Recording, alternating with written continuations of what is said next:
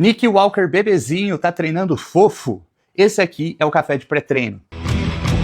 Muita gente acha estranho o Nick Walker ter mudado o estilo de treino dele e ter conseguido tantos resultados, porque o pessoal hoje em dia acha que a única coisa que evolui é você treinar de 8 a 6 repetições. Mas eu vou explicar aqui alguns motivos do porquê essa mudança no estilo de treino dele, também baseado em declarações que ele deu em entrevistas e podcasts, está beneficiando ele para a individualidade dele. Primeira coisa que eu acredito que possa ser um fator crucial é, ele trabalhava realmente muito pesado. Então vocês têm que pensar que o músculo tem uma curva de recuperação e uma capacidade de aguentar sobrecarga e sinalizar para a articulação até determinado ponto. A articulação se adapta às cargas mais pesadas, porém a curva de recuperação dela é mais lenta. E quando a gente está falando de um cara que está o tempo todo mirando numa competição, ele não tem muitas oportunidades de tirar o pé do acelerador dos treinos. Trabalhar de 8 a 6 repetições não é tão simples assim. Ele é um cara que já treina há muitos anos, atleta de elite, que está sempre buscando competições, passando por processos de pré-con, treinando em situações onde as articulações estão mais desidratadas e tudo mais. E ele provavelmente encontrou um sweet spot, né, um ponto ali de conforto de 12, 10, onde ele consegue se manter progredindo e ainda alivia as articulações. Porque se a gente pega para ver a tabela de estimativa de um RM para faixa de repetições, 10 a 12 ainda está por torno de 70% de uma repetição máxima, que ainda é considerada intensidade alta. Então não é porque o cara parou de treinar de 6 a 4 repetições, ele está treinando fofo. O segundo ponto foi que ele deu declarações falando que ele aprimorou ainda mais a qualidade de execução dele. Então se a execução dele já era elegante, agora ela está ainda mais elegante, está de terno e gravata. Por quê? Ele sente que dessa maneira ele consegue direcionar melhor ainda o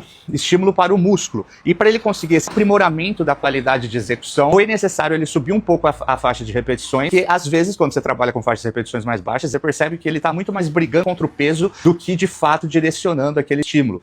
Eu não gosto muito desses papos subjetivos de conexão entre músculo e etc. Mas cara, é só comparar o padrão de movimento de um com o padrão de movimento de outro. Terceiro ponto, que daí fica um pouco difícil de analisar porque ele não mostra muito dos treinos dele nas redes sociais, é que ele provavelmente está fazendo um treino com uma frequência de pelo menos 2 vezes na semana da músculo e ele está fazendo poucos exercícios com 2 a 3 séries para cada exercício. Então o volume dele, no total, continua sendo volume médio moderado ali, mas ele ainda treina muito na estrutura que ele já vinha treinando. Ele só mudou esses pequenos detalhes, onde ele se sentiu mais confortável para progredir, onde ele sentiu mais adequado o estímulo que ele consegue dar para o músculo e provavelmente isso vai promover uma maior longevidade para ele. Dito isso, Nick Walker bebezinho não está treinando fofo e só mudou alguns detalhes de um treino que mantém a mesma estrutura do meu ponto de vista do que ele já vinha fazendo antes, aprimorou certas coisas onde ele sentiu que responde melhor e está mostrando um resultado absurdo e eu estou na torcida por ele nesse Mr. Olympia desse ano.